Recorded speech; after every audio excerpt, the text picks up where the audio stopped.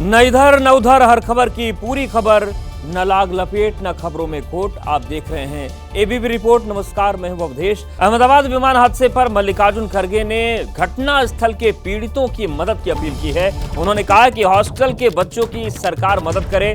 साथ ही उन्होंने ये भी मांग उठाई है कि जो स्थानीय लोग हैं उन्हें आर्थिक मदद दी जाए, विमान हादसे की निष्पक्ष जांच की जाए। मल्लिकार्जुन खड़गे जो कि कांग्रेस अध्यक्ष हैं, उन्होंने ये मांगे उठा दी हैं। उनका कहना है कि जिस हॉस्टल पर विमान गिरा उन बच्चों की मदद सरकार करे, स्थानीय लोगों का जो नुकसान हुआ है उनको आर्थिक मदद दी जाए। साथ ही विमान हादसे की निष्पक्ष जांच की मांग भी मल्लिकार्जुन खड़गे की तरफ से उठाई गई है और उन्होंने कहा है कि निष्पक्ष जांच होनी चाहिए। जहाँ वो गिरा अपना विमान, उस एरिया के लोगों को भी मदद करना चाहिए। और जो अगर हॉस्टल है तो हॉस्टल में के बच्चों को भी मदद करना चाहिए। और हर एक जो वहाँ पर आज दुखी है और जो उनको सांत्वन करने के अलावा उनको फाइनेंशियली, मेडिकली सब कुछ मदद करना चाहिए। तो अपनों की जो तलाश है वो चल रही है और इन सब के बीच बड़ी खबर आ रही है कि जो डीएनए मिलान किए जा रहे हैं, 39 लोगों के डीएनए मैच हो गए हैं। तो जो लोग डीएनए अपना सैंपल दे रहे हैं ताकि अपनों का शव मिल सके, डीएनए के जरिए ही पहचान हो सकती है। तो अहमदाबाद विमान हादसे पर बड़ी खबर यह है कि 39 लोगों के डीएनए मैच हो गए हैं। यानी कि ये जो 39 लोग हैं इनको अपने परिजनों के शव मिलेंगे। और सबसे बड़ी चुनौती इस वक्त यही है कि डीएनए का मिलान हो और उसके बाद शव सौंपे जा सकते हैं, क्योंकि शवों की ये स्थिति नहीं है कि उनकी पहचान भौतिक रूप से हो सके, क्योंकि जो शव थे वो छत विछत हो गए थे। और अब बड़ी खबर यह है कि 39 जो डीएनए सैंपल है वो मैच हो गए। बड़ी खबर है अहमदाबाद के विजय मेडिकल कॉलेज को लेकर। कॉलेज के हॉस्टल को खाली कराया जा रहा है। जर्जर इमारत रहने लायक नहीं बची है, ये कॉलेज प्रशासन की तरफ से कहा गया है। मेडिकल कॉलेज के हॉस्टल मेस पर यह विमान गिर गया था और अब इस हॉस्टल को खाली कराया जा रहा है। तस्वीरें भी आपको हम दिखा रहे हैं। देखिए किस तरीके से जो वहां का जो लोग रहते हैं उस हॉस्टल में, वो सामान अपने बाहर निकाल रहे हैं, क्योंकि मेडिकल कॉलेज प्रशासन का कहना है कि जो इमारत है वो इस कदर जर्जर हो गई है कि रहने लायक नहीं बची है और इसीलिए इसे अब खाली करवाया जा रहा है। राजस्थान के श्री गंगानगर में एसी बस में लगी आग। देखते ही देखते आग का गोला बनी बस, सभी यात्रियों को सुरक्षित निकाला गया बाहर। यूपी के संभल में अवैध निर्माण पर फिर गरजा बुलडोजर। ग्रेन मार्केट में 2 इमारतों को किया गया धराशायी।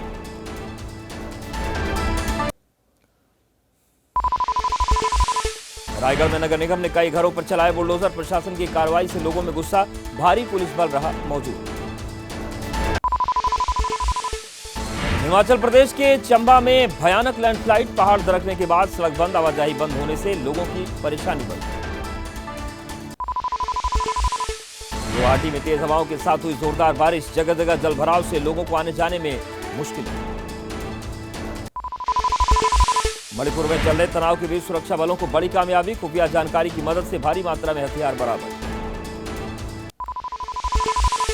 पुलिस और बीएसएफ के जॉइंट ऑपरेशन को मिली कामयाबी। ओडिशा के मलकानगिरी में 8 लाख के 2 इनामी माओवादी गिरफ्तार।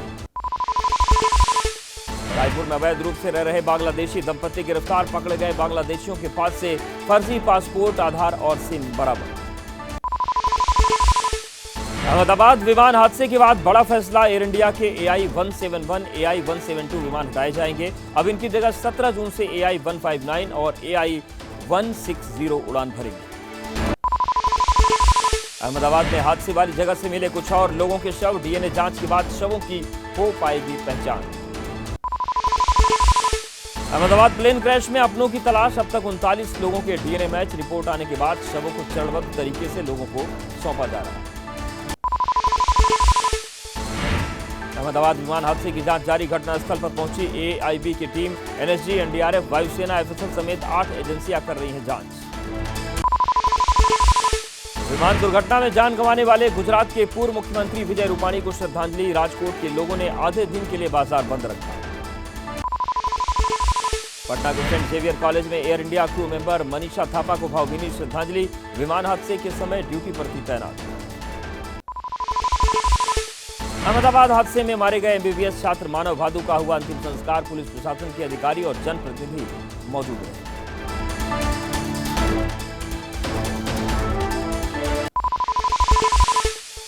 जम्मू कश्मीर के एलजी मनोज सिन्हा ने पहलगाम हमले में मारे गए आदिल के घर वालों से मुलाकात की। आदिल की पत्नी को दी नौकरी की चिट्ठी। मंगरीलाल मंडल ने बिहार आरजेडी अध्यक्ष के लिए दाखिल किया नामांकन। निर्विरोध चुना जाना तय। चुनावी साल में ईवीसी वोटर्स को साधने की कोशिश। तेलंगाना के मेडचल में एयरफोर्स की कंबाइंड ग्रेजुएट परेड का आयोजन। वायुसेना प्रमुख अमरप्रीत सिंह हुए शामिल। अगरतला में बीजेपी कार्यकर्ताओं का प्रदर्शन। बांग्लादेश में रविन्द्रनाथ टैगोर के पैतृक घर पर हमले के जताया विरोध।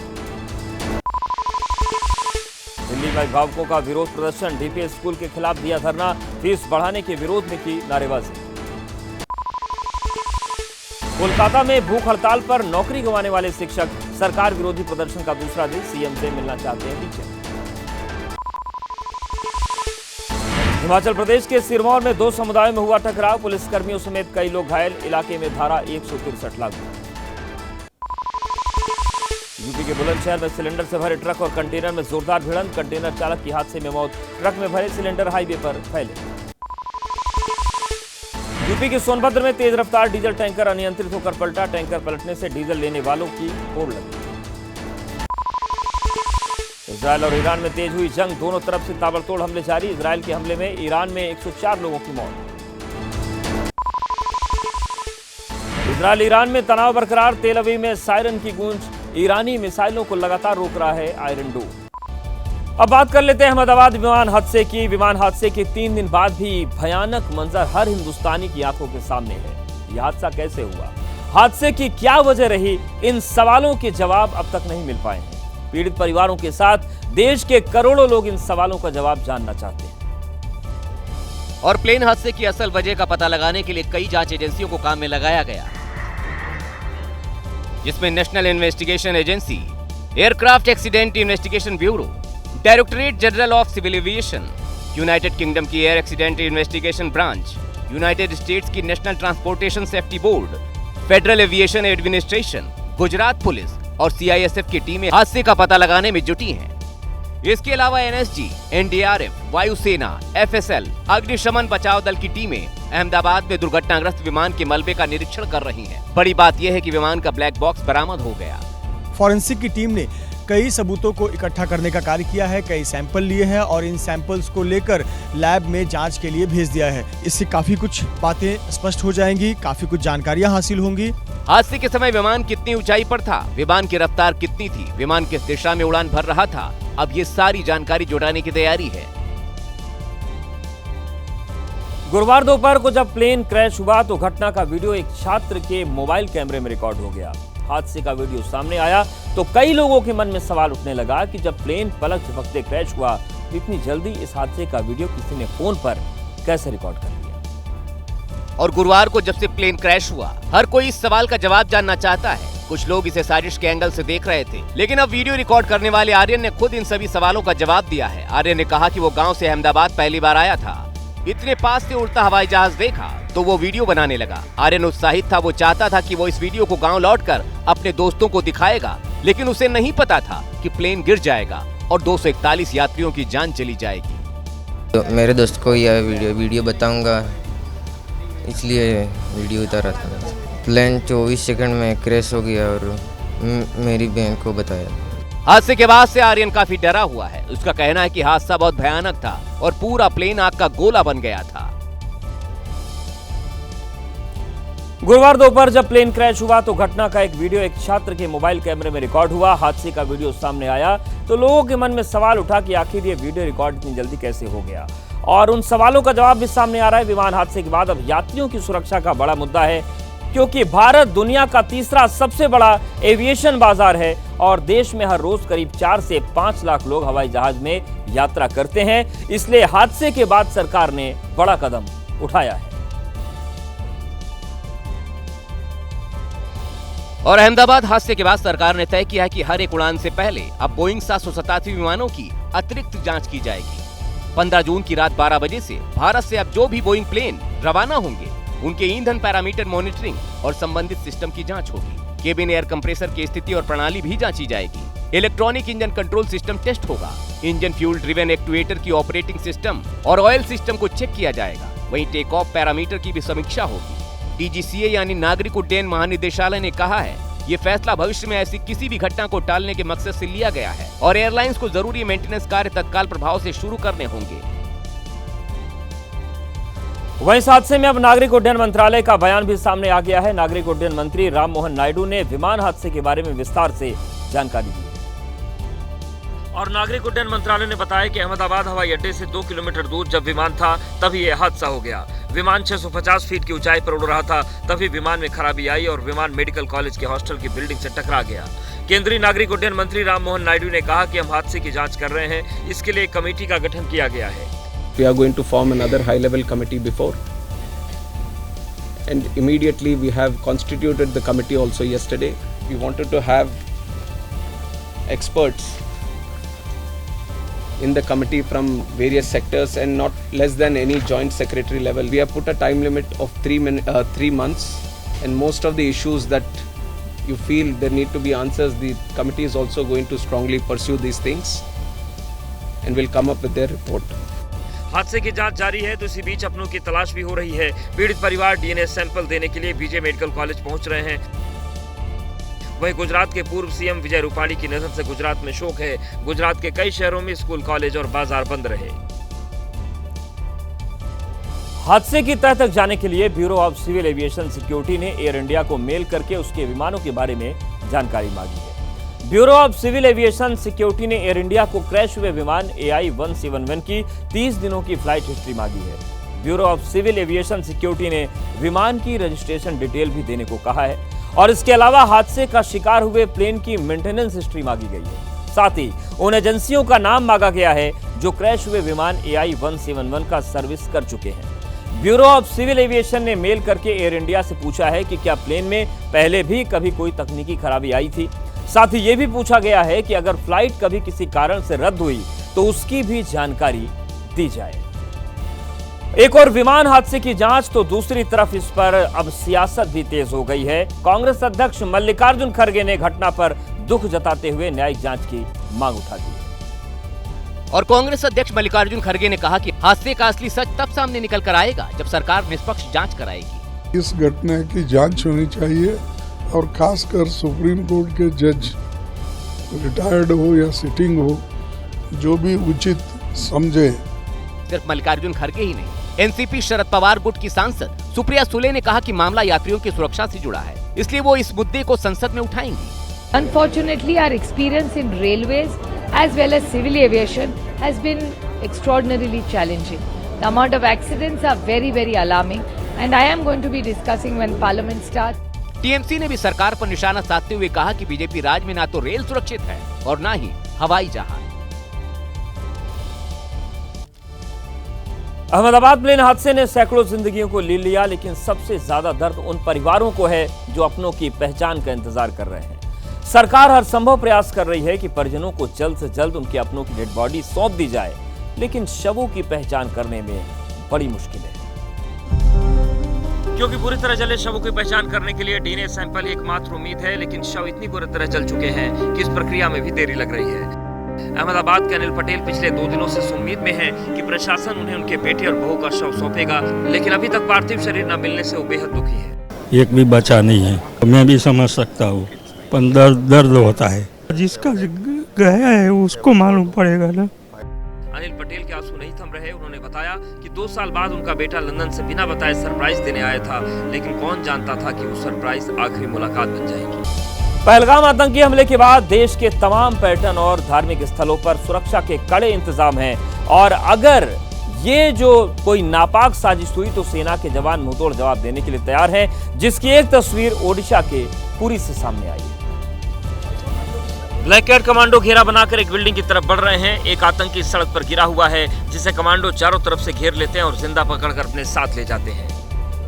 अगर आपको लग रहा है कि ये कोई आतंकी मुठभेड़ थी तो बता दें कि एक मॉक ड्रिल थी, जिसका आयोजन पुरी में किया गया। इस मॉक ड्रिल में दिखाया गया कि आतंकवादी मंदिर के पास एक इमारत के अंदर कई लोग को बंधक बना लेते हैं, लेकिन सुरक्षा बल आकर आतंकियों की नापाक साजिश को नाकाम कर देते हैं। इस मॉक ड्रिल में 11 एजेंसियों ने हिस्सा लिया। बता दें कि ये मॉकड्रिल भगवान जगन्नाथ की सालाना रथ यात्रा को ध्यान में रखते हुए की गई, जो 27 जून को निकलेगी, जिसमें लाखों श्रद्धालुओं के देश विदेश से पूरी पहुंचने की उम्मीद है। छत्तीसगढ़ के बालोद में एक महिला नीली बत्ती लगी एसयूवी के बोनट पर बैठकर केक काटती नजर आई। बताया गया कि नीली बत्ती लगी गाड़ी बालोद के डीएसपी की सरकारी गाड़ी है और केक काट रही महिला उनकी पत्नी। Ready? Let's go. Happy. Viral video में बालोद के डीएसपी तस्लीम आरिफ की पत्नी फरहीन खान नीली बत्ती लगी एसयूवी के बोनट पर बैठी दिखी। पहले तो उन्होंने फोम से गाड़ी की विंड स्क्रीन पर 32 लिखा, जिसे वाइपर से मिटाया गया। फिर उन्होंने 33 लिखा और जस्ट में डूब गई। इसके बाद के वीडियो में फरहीन गाड़ी की बोनट पर बैठी थी, जबकि उनकी सहेलियां गाड़ी के दरवाजों पर लटकी हुई थी। पीछे खुली हुई डिग्गी में एक महिला बैठी दिखाई दी। ये वीडियो डीएसपी के सरकारी आवास का बताया जा रहा है। इस वीडियो के वायरल होने के बाद तमाम लोग इसे सरकारी सुविधा का गलत इस्तेमाल बता रहे हैं। इंदौर के कारोबारी राजा रघुवंशी की हत्या मामले में गठित एसआईटी ने जांच तेज कर दी। हालांकि इस मामले में राजा रघुवंशी की पत्नी सोनम रघुवंशी 17 दिनों तक पुलिस को चकमा देती रही, लेकिन अब वो सलाखों के पीछे है। शिलांग पुलिस की रिमांड में उसकी साजिश की परतें एक एक करके उधड़ रही हैं और इसी कड़ी में 5 आरोपियों से 36 घंटे से ज्यादा पूछताछ की गई, ताकि इस मामले में सही जानकारियां जुटाई जा सके, जिसके लिए एसआईटी ने 3 टीमें बनाई, जिसमें सभी पहलुओं को ध्यान में रखकर आरोपियों से पूछताछ की गई। एसआईटी में शामिल अधिकारियों ने सभी आरोपियों को अलग अलग बैठाकर पूछताछ की। जांच में उन सबूतों और डेटा को भी आधार बनाया गया जो मध्य प्रदेश से जब्त किए गए थे। पूछताछ के दौरान मुख्य आरोपी सोनम से कई सवाल किए गए। सोनम रघुवंशी से उसकी शादी और शादी से पहले के संबंधों को लेकर गहनता से सवाल जवाब किए गए। वारदात के दिन पहने गए कपड़े और बुर्के को लेकर सवाल पूछे गए। साथ ही सोनम और दूसरे आरोपियों के बैंक खातों में पैसों के लेन देन को लेकर भी पूछताछ की गई। लेकिन खबर है कि इस दौरान सोनम और राज के बयानों में काफी विरोधाभास नजर आया। एसआईटी की पूछताछ के दौरान दोनों आरोपियों ने एक ही सवाल का अलग अलग जवाब दिया।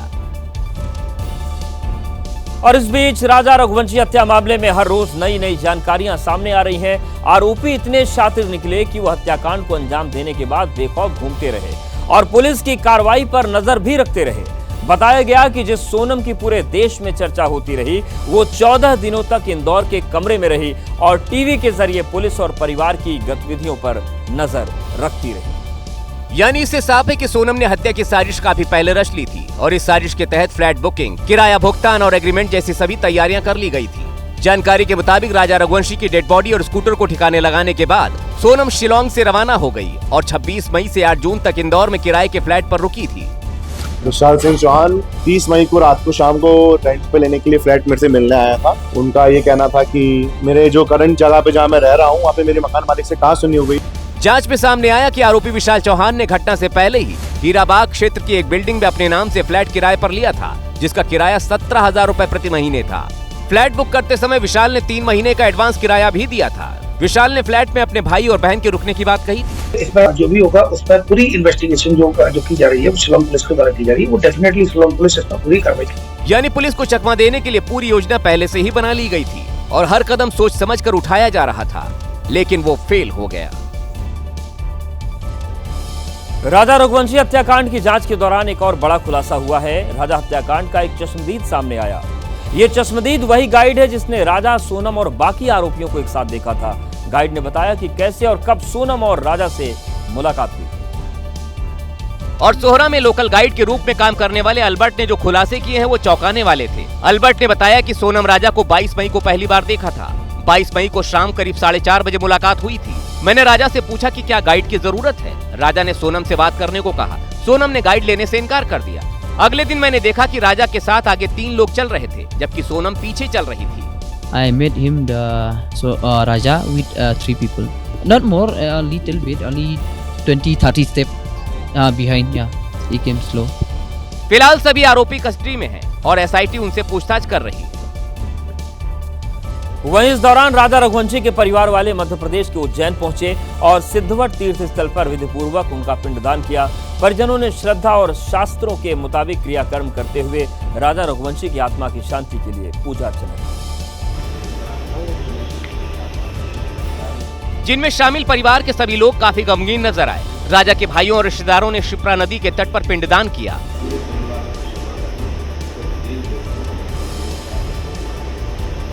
खास बात यह रही कि उज्जैन में राजा के पिंडदान में सोनम के भाई गोविंद भी शामिल हुए। पिंडदान के बाद गोविंद ने मीडिया से बात करते हुए फिर दोहराया कि अगर उनकी बहन दोषी है तो उसे फांसी की सजा होनी चाहिए। तो मुझे पता है कि आरोप वगैरह लगे हैं और उसने अगर ये हरकत करी है तो उसको सजा मिलना चाहिए। इस बीच सोनम रघुवंशी को लेकर लोगों में आक्रोश बढ़ता जा रहा है। लोग अपने अपने तरीके से सोनम रघुवंशी का विरोध कर रहे हैं और उसके खिलाफ कड़ी कार्रवाई की मांग कर रहे हैं। कुछ ऐसा ही वीडियो इंदौर से आया, जहां एक शख्स ने चप्पलों से पहले सोनम की तस्वीर बनाई और फिर जूते चप्पलों की माला बनाकर उस तस्वीर को पहना दिया। इंदौर के राधा रघुवंशी हत्याकांड का खुलासा होने के बाद अब युवाओं में काफी खौफ है। कई युवाओं को हत्या का डर सताने लगा है। मध्य प्रदेश के छतरपुर का एक ऐसा ही मामला सामने आया, जहां युवक जान बचाने की गुहार लगा रहा है। जहां लकी पटेरिया नाम का एक युवक एसपी दफ्तर पहुंचा और अपनी जान बचाने की गुहार लगाई। लकी ने कहा कि साहब हमें बचा लो, नहीं तो अगले राजा रघुवंशी हम होंगे। लकी ने बताया कि सोशल मीडिया के जरिए उसकी एक लड़की से दोस्ती हुई, लेकिन वो लड़की उस पर शादी के लिए दबाव बना रही है, जबकि वो पहले से शादीशुदा है। फिर ने बोला कि अब तुमने हमसे शादी कर ली और तुम्हें अपने घर पे रखना पड़ेगा हमें, या वरना तुम जेल जाओगे। उधर यूट्यूबर युवती ने एसपी दफ्तर में आवेदन दिया और लकी पर शारीरिक शोषण का आरोप लगाते हुए कार्रवाई की मांग की। हमारे साथ शादी का जहाँ शादी के शारीरिक संबंध बनाए गए हैं, उसके बाद हमारे साथ शादी भी की है, अब हमें रखने के लिए तैयार नहीं है। वहीं पुलिस ने बताया कि आरोपी युवती के खिलाफ पहले भी ब्लैकमेल और मारपीट की शिकायत की गई है। पुलिस ने जांच के बाद इस मामले में कार्रवाई का भरोसा दिया है। छत्तीसगढ़ के रायगढ़ में मरीन ड्राइव बनाने के लिए प्रशासन ने कई घर तोड़ डाले। लोगों ने बताया कि नगर निगम ने शुक्रवार को 295 लोगों को नोटिस जारी किया था और शनिवार सुबह होते ही एक्शन शुरू कर दिया। लोगों का आरोप है कि सुबह पुलिस और निगम के अधिकारी मौके पर पहुंच गए और घरों को खाली कराने लगे और कुछ ही देर बाद कई घर तोड़ दिए गए।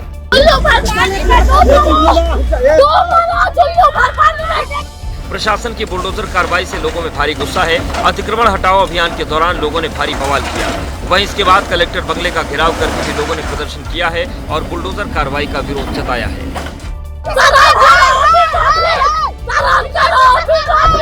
बताया जा रहा है कि मरीन ड्राइव का निर्माण किया जाना है, जिसको लेकर प्रशासन ने 100 से ज्यादा घरों को नोटिस दिया है। वहीं अब तक 3 दर्जन से ज्यादा घरों को तोड़े जाने की खबर है।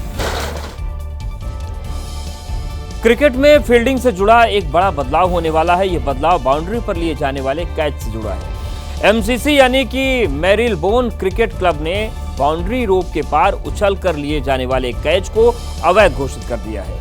यानी कि अब बाउंड्री रोप के पार उछल कर लिए गए कैच पर बल्लेबाज आउट नहीं होगा, बल्कि इस शॉट के बदले बल्लेबाज को 6 रन मिलेंगे। एमसीसी के नए नियमों के मुताबिक अगर फील्डर बाउंड्री रोप यानी कि सीमा रेखा के अंदर रहकर गेंद को छूता है तभी कैच वैध माना जाएगा, और अगर वो बाउंड्री लाइन के बाहर जाकर कूदते हुए गेंद को छूता है तो फिर कैच अवैध माना जाएगा और बल्लेबाज के 6 रन होंगे। इतना ही नहीं, फील्डर सीमा रेखा के पार जा रही गेंद को सिर्फ एक ही बार छू सकेगा और कैच पूरा करने के लिए उसे सीमा रेखा के अंदर आना पड़ेगा।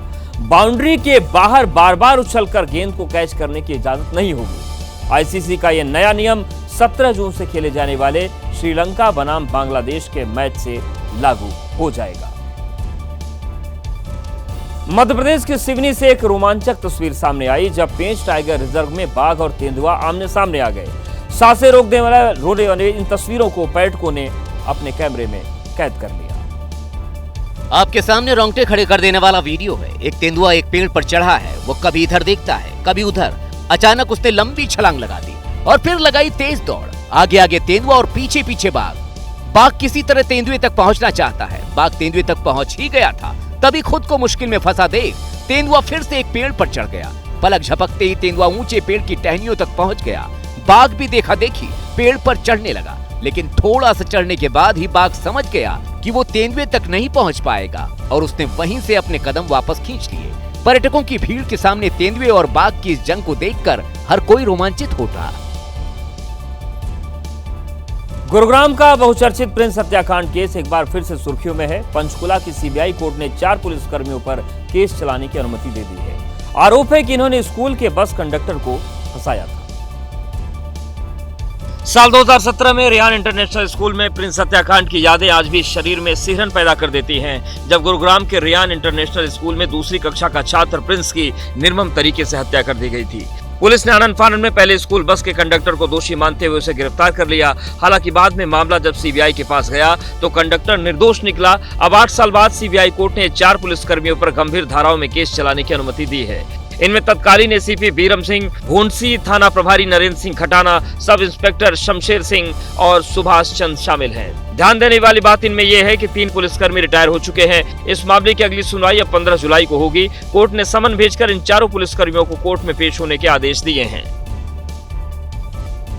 हिमाचल प्रदेश के चंबा से एक डरावना वीडियो आया जहां पर सड़क पर पहाड़ का बड़ा टुकड़ा गिर गया। राहत की बात यह रही कि उस वक्त उस जगह कोई नहीं था, नहीं तो हादसे में कई जान जा सकती थी। सड़क के एक तरफ लोग खड़े हैं और दूसरी तरफ कारें। तभी पहला पत्थर गिरा, फिर दूसरा, तीसरा, चौथा और 5वां पत्थर गिरा और देखते ही देखते पूरा का पूरा पहाड़ ही भरभरा कर जमीन पर आ गया। पहाड़ गिरकर सीधे खाई में चला गया। पूरे इलाके में धूल का गुबार फैल गया। इस लैंडस्लाइड से कुंडी सुनारा सड़क बंद हो गई। रोंगटे खड़े कर देने वाला ये वीडियो इस मौसम में पहाड़ में सावधान और सतर्क रहने की गवाही दे रहा है। क्या दुनिया बड़े महायुद्ध के मुहाने पर खड़ी है?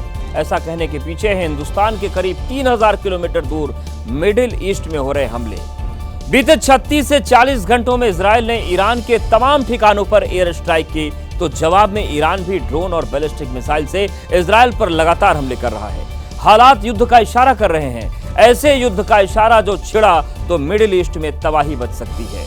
एक तरफ इजराइल ईरान को धमकी दे रहा है तो दूसरी तरफ ईरान इजराइल के साथ साथ उसकी मदद करने वालों की बड़ी सजा भुगतने की चेतावनी दे रहा है।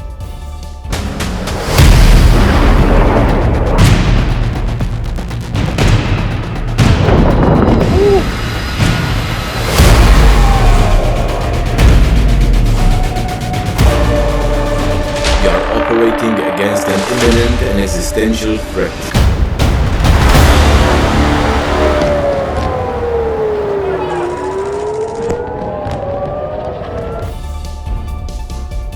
इजराइल ने 24 घंटे में दूसरी बार ईरान पर एयर स्ट्राइक की। उसके परमाणु ठिकानों को निशाना बनाया तो बौखलाया ईरान भी 200 से ज्यादा मिसाइल अटैक कर चुका है। इन हमलों में अब तक ईरान के 104 से ज्यादा लोग मारे गए और 375 से ज्यादा लोग गंभीर रूप से घायल हुए हैं। वहीं दूसरी तरफ ईरान के हमलों में कम से कम 2 इजरायली नागरिकों के मारे जाने की जानकारी है और 70 से ज्यादा लोग घायल बताए जा रहे हैं। लेकिन जिस तरीके से दोनों तरफ से हमलों का दौर जारी है, मिडिल ईस्ट में बड़े संकट की आशंका गहरा गई है।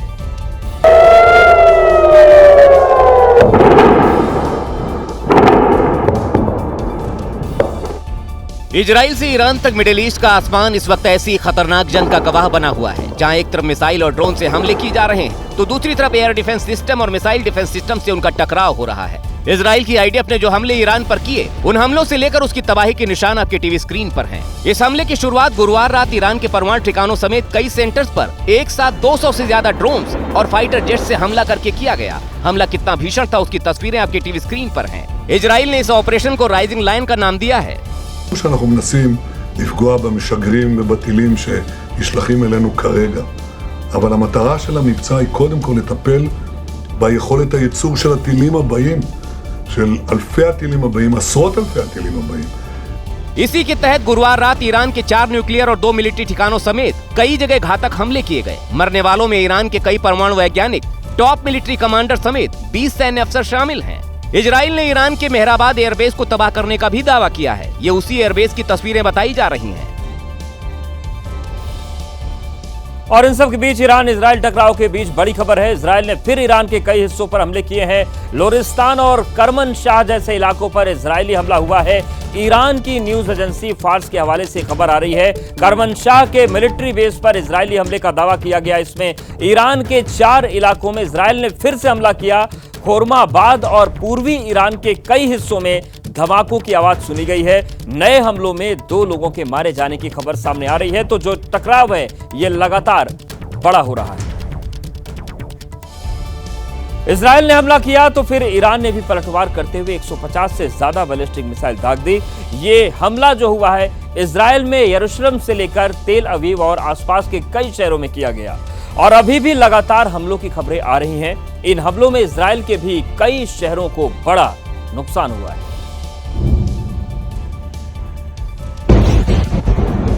इजराइल के हमले से बौखलाए ईरान के सर्वोच्च धर्मगुरु आयतुल्लाह खामेनेई ने बड़ा बदला लेने की चेतावनी दी थी। صهیونیستی اشتباه بزرگی کرد، خطای بزرگی کرد، غلطی کرد و عواقب او ये विध्वंसक तस्वीरें ईरान के उसी जवाबी पलटवार की हैं। इसी तरह के हमलों से इजराइल के कई शहरों को नुकसान पहुंचा है। मिसाइलों का यह हमला डराने वाला है। भले ही इजराइल के आसमान का रक्षक आयरन डोम एक्टिव था, लेकिन फिर भी उनसे बचकर ईरानी मिसाइलों ने इजराइल के शहरों में किस तरह तबाही मचाई, ये तस्वीरें बता रही हैं, जिनमें तेल अवीव पर ईरानी मिसाइल अटैक कर रहे हैं। अपने ऊपर हमले से नाराज ईरान ने मध्य इजराइल पर एक साथ मिसाइल और आत्मघाती ड्रोन का मुंह खोल दिया। उन्होंने कैसे तबाही मचाई, उसकी जीती जागती तस्वीरें अब इजराइल के लोगों को भी डरा रही हैं। यही वजह है कि इस समय इजराइल के शहर शहर में हमले को लेकर अलर्ट के बाद सायरन गूंज रहे हैं। हम आपको इजराइल और ईरान में तबाही की जमीनी तस्वीरें दिखाएं, उससे पहले आपको बताते हैं कि गाजा और फिलिस्तीन में लड़ाई के भी अचानक इजराइल ने ईरान पर हमला क्यों कर दिया, क्यों उसने ऑपरेशन राइजिंग लायन शुरू किया है। उसके पीछे है ईरान की एटमी राष्ट्र बनने की कोशिश, जिसमें वो बीते 70 साल से लगा हुआ है। इजराइल नहीं चाहता कि ईरान किसी भी कीमत पर परमाणु बम की ताकत हासिल करे। हमले के पीछे उसके परमाणु मिशन पर रोक लगाना असली मकसद है। इजराइल इसे अपने अस्तित्व के लिए खतरा मानता है। उसे लगता है कि परमाणु बम बनाने के बाद ईरान इलाके में उसके लिए बड़ा खतरा बन जाएगा, तो वो नहीं चाहता कि ईरान लंबी दूरी की बैलिस्टिक मिसाइलें बनाए, इसलिए उसने ये हमला कर दिया। लेकिन अभी इस वक्त क्यों हमला हुआ, उसके पीछे भी कई कारण हैं। परमाणु बम को लेकर ईरान की चल रही तैयारी की खबर थी। ईरान अपने नंताज परमाणु लैब में बड़ी तैयारी कर रहा है और शुद्ध यूरेनियम हासिल करने के बेहद करीब है। ईरान के पास करीब 275 किलोग्राम यूरेनियम है, जिन्हें ईरान ने 87% तक शुद्ध कर लिया है। इतने यूरेनियम से ईरान अभी 6 परमाणु बम बना सकता है। करीब 90% तक शुद्ध यूरेनियम को परमाणु बम बनाने के लिए बेहतर माना जाता है और ईरान की मौजूदा क्षमता उसी के करीब पहुंच चुकी है। इसीलिए इजराइल ने ईरान के परमाणु ठिकानों पर हमला कर दिया। एबीपी न्यूज से इजराइल में भारत में राजदूत रुवीन अंजार ने एक्सक्लूसिव बातचीत की, जिसमें उन्होंने बताया कि ईरान के परमाणु ठिकानों पर हमला ठोस खुफिया जानकारी मिलने के बाद किया गया। इजराइल और ईरान के बीच बढ़े तनाव से दुनिया की टेंशन में इजाफा हो गया है, जिसे लेकर इजराइल के राजदूत रुवीन अंजार ने एबीपी न्यूज से बातचीत की, जिसमें अंजार ने बताया कि इजराइल ने ठोस खुफिया जानकारी मिलने के बाद ही ईरान पर हमला किया था। World knows and the IAEA confirmed that Iranians have been accumulating fissile material for 9 months, and the intelligence we have gathered regarding this clandestine group that was trying to create a nuclear weapon to weaponize the fissile material is information that is known not only to Israel but also to the United States and to others. रुवीन Anjar ने साफ किया कि यह संघर्ष तब तक नहीं रुकेगा जब तक ईरान अपने कदम पीछे नहीं खींचता है। And of course, in the future, if Iran changes approach, there is a prospect for peace in the region and cooperation that we can all enjoy. So we can prevent escalation, but we will continue acting if Iran retaliates. And as you probably know, there is already a barrage of drones on the way to Israel. Israel के हमले में Iran को तो बड़ा नुकसान हुआ ही है, लेकिन इस बार इजराइल को भी ईरान ने बड़ी चोट दी है और इस बात की गवाही ईरान से लेकर इजराइल तक की सामने आई तस्वीरें भी दे रही हैं, जिसमें बड़ी बड़ी इमारतें मलबे का ढेर बनी हुई नजर आई। ये इजराइल के हमले के बाद ईरान में तबाही की तस्वीरें हैं। इजराइल की 200 से ज्यादा मिसाइल हमलों में ईरान को बड़ा नुकसान हुआ है। तमाम बिल्डिंग ढह गई, जिनमें बड़ी संख्या में लोग मारे गए। ये तस्वीरें उसी का जीता जागता उदाहरण है। तो दूसरी तरफ ईरान की जवाबी कार्रवाई में इस बार इजराइल के कई शहर चोटिल हुए हैं। हर तरफ मलबा पसरा हुआ है, इमारतें ढह गई हैं, जिनमें तेल अवीव और रमनगत शहर में सबसे ज्यादा नुकसान हुआ है। ये तस्वीरें रमनगत शहर की हैं, जहां इमारतें खंडर हो चुकी हैं। मिसाइल के हमले में गाड़ियां खाक हो गई हैं। हम आपको मिसाइल के वो हमले पहले ही दिखा चुके हैं जो ईरान ने किए थे। ये वो हमले हैं जो इजराइल के आयरन डोम से बचकर नीचे तक पहुंच गए और उसी की वजह से ऐसा भयावह मंजर दिखाई दिया। We're here in a destruction demolition site in the middle of Ramat Gan, a civilian area that was attacked by the Iranian regime and destroyed a lot of buildings and hurt innocent civilians. अभी भी दोनों तरफ से आसमानी हमलों का दौर रुक रुक कर जारी है। ये कैसे रुकेगा, फिलहाल कहना मुश्किल है। इजराइल ने ईरान पर जो हमला किया उससे ईरान की फौज के बड़े अफसरों के साथ साथ ईरान के दिग्गज न्यूक्लियर साइंटिस्ट भी मारे गए। इजराइल के इस हमले ने ईरान को अब तक का सबसे बड़ा जख्म दिया। सेना के बड़े अफसरों की बात करें तो इजराइल के हमले में ईरान के इस्लामिक रिवॉल्यूशनरी गार्ड्स के प्रमुख general Hossein Salami, army chief major general Mohammad Bagheri मारे गए। ईरान के मिलिट्री ऑपरेशन की कमान संभालने वाले जनरल गुलाम अली राशिद मारे गए और अमेरिका का साथ न्यूक्लियर बातचीत का जिम्मा संभाल रहे अली शामखानी भी शामिल हैं। इजराइल के हमले में ईरान के 6 दिग्गज न्यूक्लियर साइंटिस्ट भी मारे गए हैं। इनमें न्यूक्लियर बम के लिए जरूरी सेंट्रीफ्यूज तकनीक का विकास करने वाले अब्दुल हमीद मिनोचर मारे गए। सेंट्रीफ्यूज के रखरखाव संभालने वाले अहमर दर्जा जोल्फा घारी मारे गए। न्यूक्लियर रिएक्टर डेवलप करने वाले सैयद अमीर हुसैन फेकी मारे गए। सीनियर न्यूक्लियर इंजीनियर मोला बीजादेह, सीनियर साइंटिस्ट मोहम्मद मेहदी तहरिंची मारे गए और ईरान के परमाणु ऊर्जा के पूर्व प्रमुख फेरेदून अब्बासी शामिल हैं। इन बड़े वैज्ञानिकों के मारे जाने से ईरान के न्यूक्लियर प्रोग्राम को तगड़ा झटका लगा है और माना जा रहा है कि इससे उबरने में ईरान को कई साल लग जाएंगे। आगे बढ़ते हैं। आपके मन में यह सवाल उठता होगा कि आखिर इजराइल ने ईरान के 20 बड़े अधिकारियों को एक साथ कैसे मार दिया, जिनमें सेना से लेकर ईरान के परमाणु कार्यक्रम के 9 टॉप साइंटिस्ट भी शामिल थे। इसके पीछे है इजराइल की खुफिया एजेंसी मोसाद। उसी की प्लानिंग इतना बड़ा हमला हो पाया जिसके चलते ईरान परमाणु ठिकानों को बर्बाद करने का दावा किया जा रहा है। कई सैन्य ठिकाने बर्बाद हो चुके हैं। टॉप सैन्य अधिकारी और परमाणु वैज्ञानिक मारे गए। जानकारी के मुताबिक ईरान पर इतने बड़े हमले के लिए मोसाद ने लंबी प्लानिंग की। वो प्लानिंग जिसमें कई साल लगे और उसके बाद उसे अंजाम दिया गया। उसी को नाम दिया गया था ऑपरेशन राइजिंग लायन। 1500 किलोमीटर दूर से ईरान के टॉप कमांडर पर सटीक निशाना। सीधे हमले में एक साथ ईरान के 20 बड़े इजरायली दुश्मन ढेर हो गए। इन सभी को एक साथ लाने की प्लानिंग खुद मोसाद की थी, जिसने ऐसा जाल बिछाया कि ईरान के टॉप 20 कमांडर्स एक ही जगह पर इकट्ठे हों और उन्हें मारा जा सके। इसके लिए मोसाद ने ईरान के टॉप अधिकारियों को पहले प्रभावित किया, उनमें भरोसा जगाया और फिर एक खास जगह पर मीटिंग के लिए इकट्ठा कराया और उसके बाद उन्हें एक झटके में अपने मिसाइल अटैक में सटीक निशाने से ढेर कर दिया। इतना ही नहीं, ईरान को बड़ी चोट देने के लिए मोसाद के एजेंट्स ईरान की सेना में भी घुसपैठ कर गए थे। ईरान पर हमले के लिए विस्फोटक, ड्रोन और हथियार पहले ईरान पहुंचा दिए गए थे, जिन्हें तस्करी करके लाया गया, जिन्हें अलग अलग जगह पर तैनात कर दिया गया था। सबसे पहले मिसाइल लॉन्चर्स को ड्रोन की मदद से नष्ट किया गया, फिर हवा में मार करने वाले मिसाइल सिस्टम को निष्क्रिय किया गया। यह ऐसा हमला था जिसके बारे में ईरान ने कल्पना भी नहीं की थी। इजराइल के इस बयान को मिडिल ईस्ट में नई लड़ाई के तौर पर देखा जा रहा है। इन सब के बीच भारत ने तनाव पर चिंता जाहिर की है, तो दूसरी तरफ ऐसे वक्त में ट्रंप को बिजनेस दिखाई पड़ रहा है। भारत ने बयान जारी कर ईरान इजराइल तनाव पर चिंता जाहिर की है। इसके साथ ही वहां रह रहे भारतीयों को सलाह दी है, जिसके मुताबिक हम दोनों देशों में भारतीय समुदाय के संपर्क में हैं। क्षेत्र में सभी नागरिकों को सावधानी बरतने, सुरक्षित रहने और स्थानीय सुरक्षा सलाह का पालन करने की नसीहत दी जाती है। जबकि पाकिस्तान ने इजराइल के ईरान पर किए गए हमले की निंदा की है। वहीं अमेरिका के राष्ट्रपति डोनाल्ड ट्रंप एक तरफ ईरान को इजराइल हमले को लेकर धमका रहे हैं, तो दूसरी तरफ ईरान से बिजनेस की डील को लेकर भी उम्मीद से हैं। देखिए, मैं ईरान के साथ एक समझौता करना चाहता हूँ। हम एक बहुत अच्छे समझौते के करीब हैं। हालांकि ये बहुत अच्छे से आगे बढ़ना चाहिए।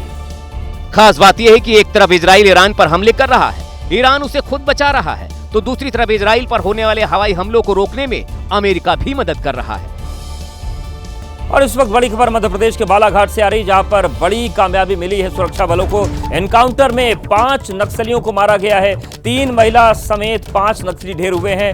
Hand grenade, rocket launcher, rifle और कारतूस इनके पास से बरामद किया गया है। तो मध्य प्रदेश का एकमात्र बालाघाट जिला है जो नक्सल प्रभावित रहता है। हालांकि इसको नक्सल मुक्त करने में बड़ी कामयाबी की तरफ प्रशासन बढ़ा है और बड़ी कामयाबी ये मिली है कि 5 नक्सली मारे गए हैं, एनकाउंटर में ढेर किए गए हैं। 3 महिला समेत 5 नक्सली मारे गए। इनके पास से hand grenade, rocket launcher, rifle और कारतूस बरामद किया गया है।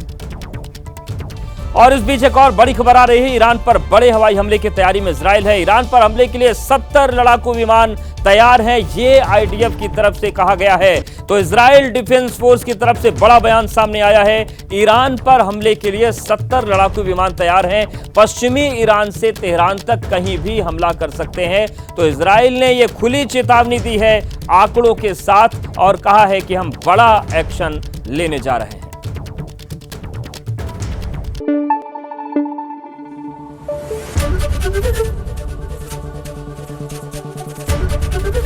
एबीपी न्यूज आपको रखे आगे।